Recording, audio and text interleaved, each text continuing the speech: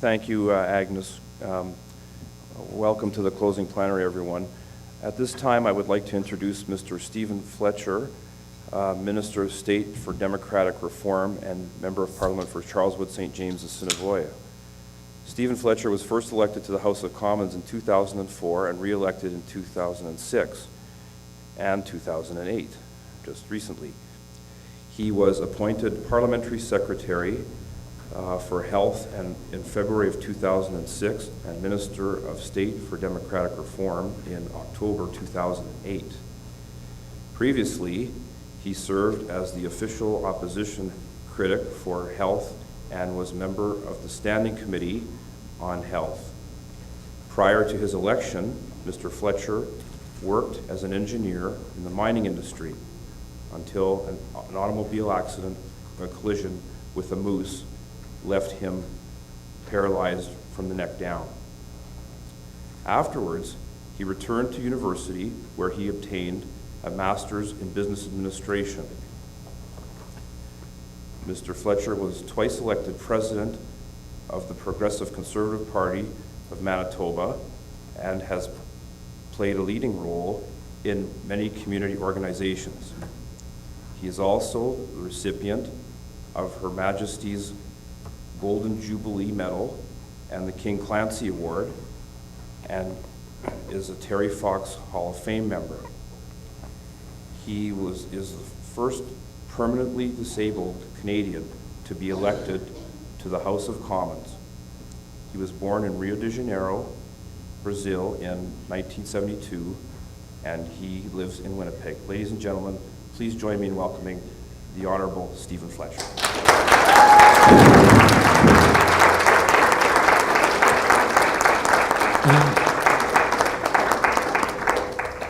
Well, thanks very much, Tim, for that very generous introduction. My dad would be proud, and my mom would believe it. And Tim, it's great to see Manitoban, particularly Manitoban from Charleswood, St. James, Assiniboia, take a leading role in such a great organization. What I think I was asked how much time I was going to speak for, and I said, well, you guys better give me a time limit because I'm a politician. I'll talk all evening. But so I'm going to talk for about 15 minutes, and what I'm going to talk about, I think, is a little bit about the journey that I've experienced, the importance of what I think you're doing here, and maybe some new initiatives that have occurred in the government. Now, first of all, I have to apologize. I usually wear a suit to these things, but I just got off the plane, and it's much more comfortable to fly like this than in a suit. Anyway, and plus I was flying on WestJet, so I wanted to match everyone else.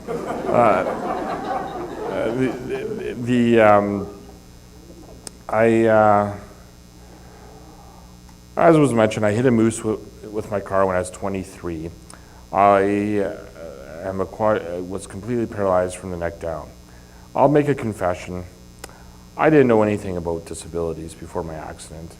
I don't know if I didn't care, but I just didn't really think about it. And I think a lot of people are like that. We just don't think about disability and what that means, or even the different types of disabilities. I didn't even know that quadriplegia existed before my accident.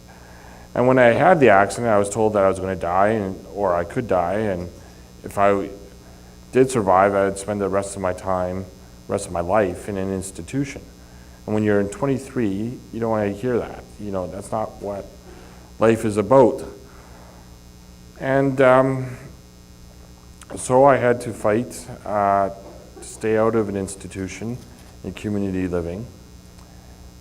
And that fight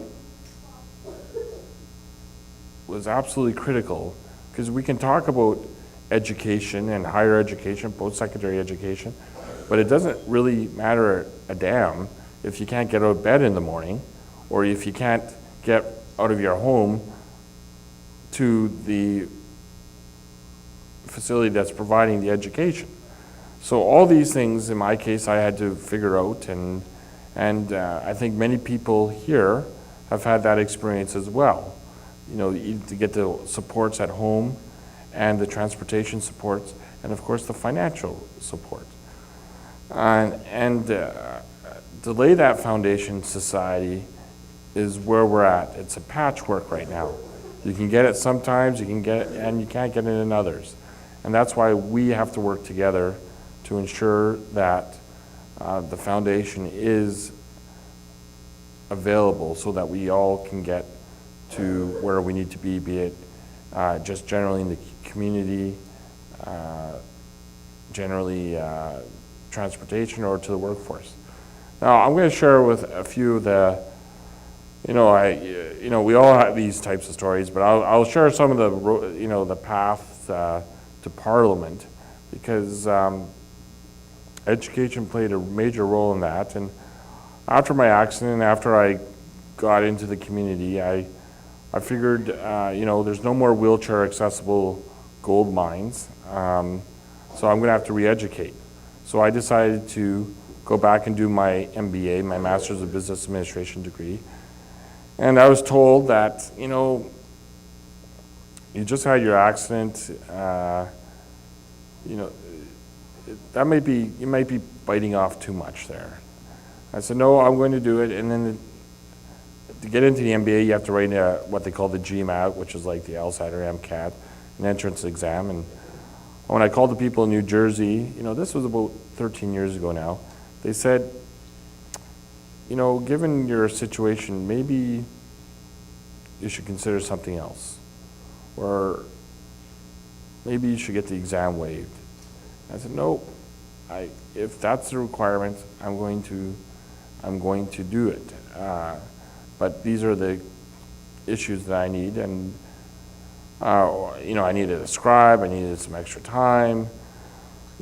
Some of the things they were able to provide, others they were not. It was definitely a difficult exam, but I did it under their conditions. But it did demonstrate that they had not experienced a quadriplegic, at least at that time, having to write that exam, and they weren't prepared to deal with the reasonable accommodations that were required. Thankfully, I was able to get through the exam and do well and get accepted into the MBA program. But once I was in there, I had to relearn how to learn, because I couldn't write anything down, can't change a page in the book. And thankfully, was able to deal with each of these issues. But that laid the completing the MBA, or just even experiencing the university environment, opened all sorts of doors that I would never have imagined. I got involved in student politics and ended up running the student union for a couple terms. First time, people stared at me and weren't sure if I were able to do it because of my physical situation. The next time, there was a whole group of people that were after me because I was a conservative running in a left-of-center environment, which is the right attitude. That's good, because they weren't now judging me on my transportation, but they were judging me on my ideas. And I appreciated that. That's actually the ultimate compliment. I was also quite happy to defeat them, and implement my conservative hidden agenda. But it was a way of reintegrating society, a way of giving back. And all too often, people with disabilities don't have that opportunity, and that has to change. When I decided to run, first provincially, I lost the nomination, but became president of the PC Party of Manitoba, and then got involved in the Unite the Right movement. And it was interesting when I ran, because I was in a riding called Charles would say, a riding that, some of you may have heard of the CF-18 affair. It was sort of the beginning of the downfall of the Brian Mulroney's government. Well, that happened in my riding. So here I am running in this ride, in this Liberal riding, and it's interesting what people say to you when you're in this situation. Like, you know, you don't sound disabled, was one of them. How are you going to get to Ottawa? You know, thinking that all the other MPs walk to Ottawa or something. I'm going to fly just like everyone else, but you know, whatever.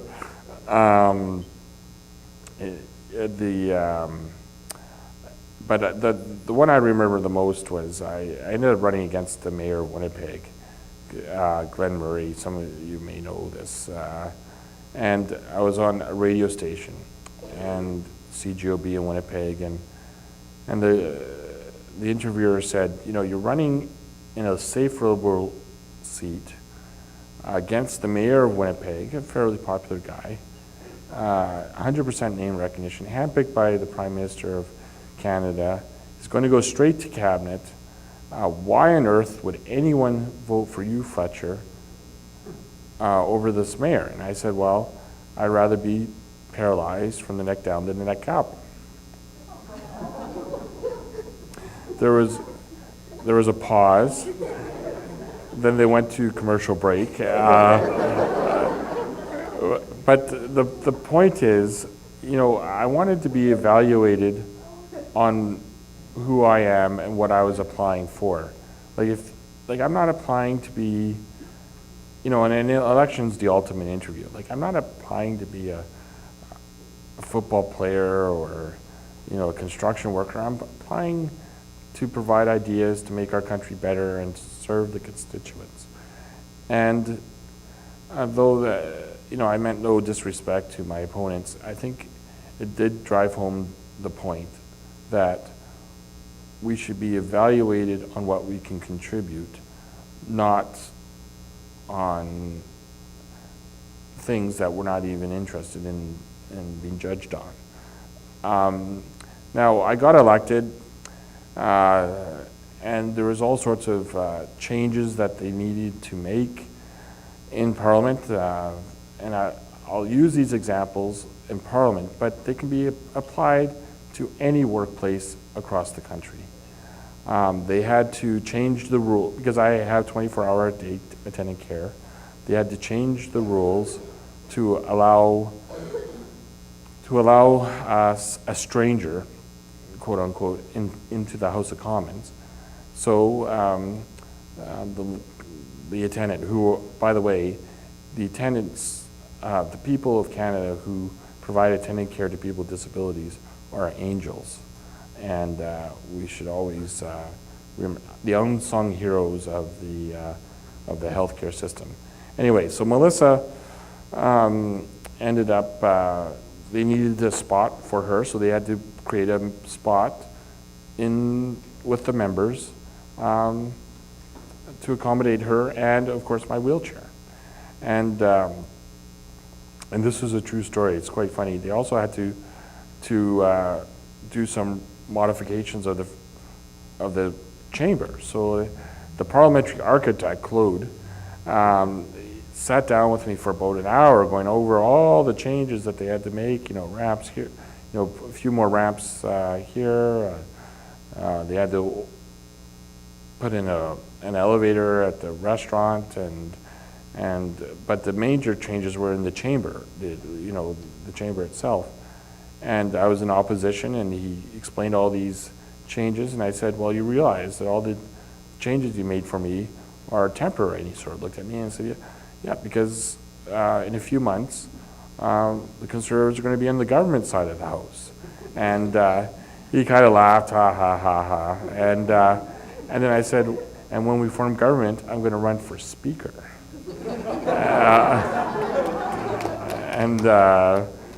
So he kind of went apoplectic. But anyway,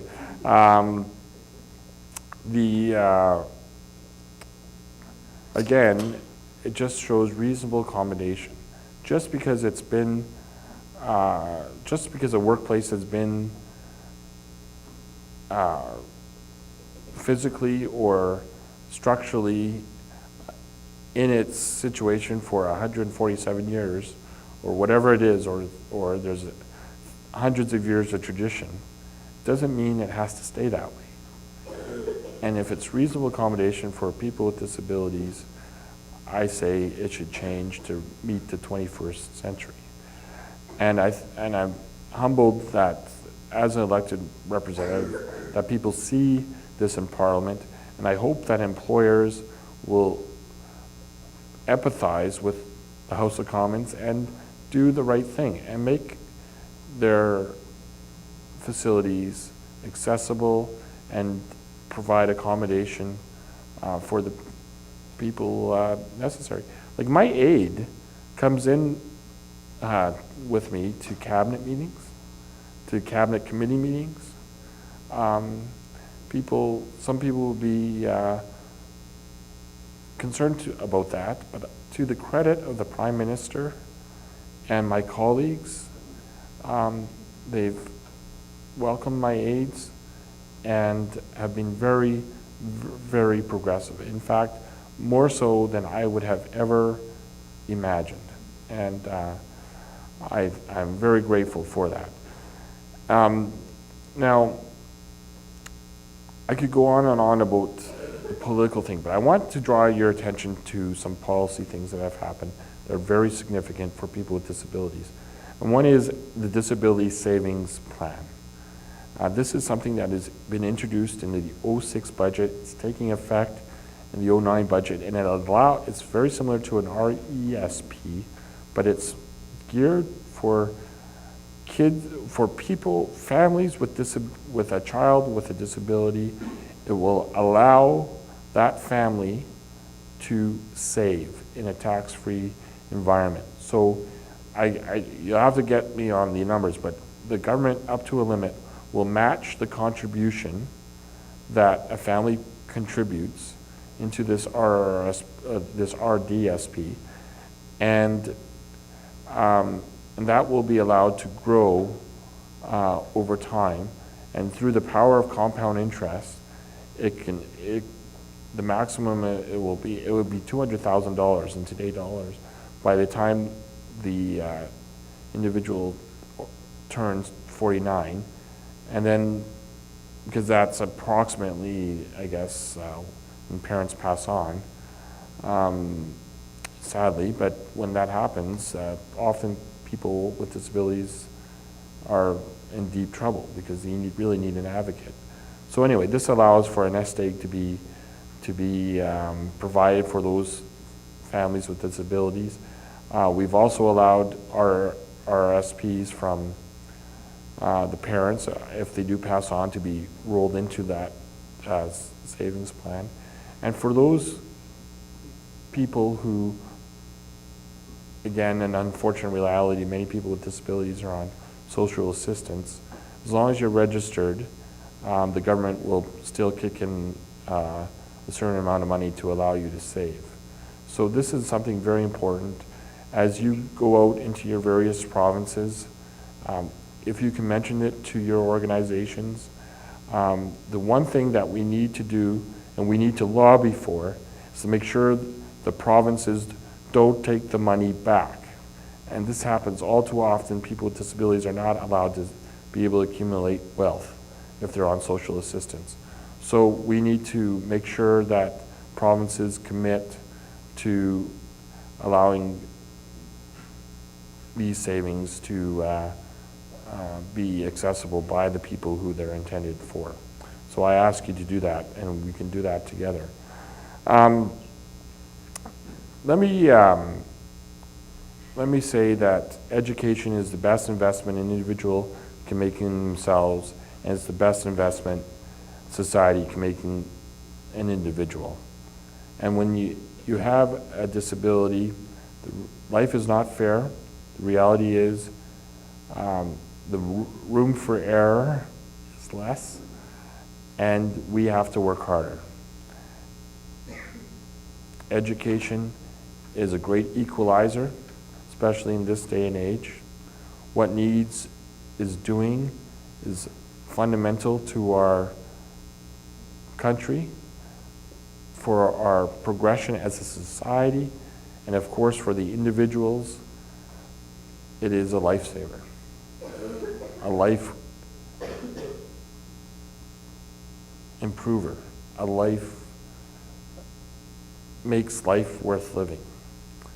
And I thank you for all that you do.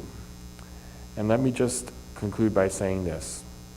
When I was elected, I did enjoy going back to the people who said I would be institutionalized, because I don't think they ever thought that institution would be the Parliament of Canada. And God keep our land glorious and free, and thank you very much. Have a great day.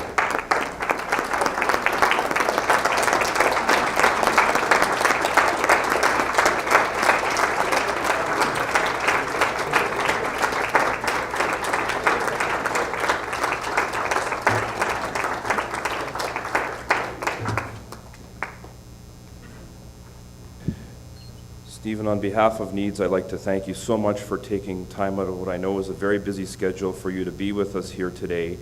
What a great cap to put on the wonderful addresses that we've heard all weekend.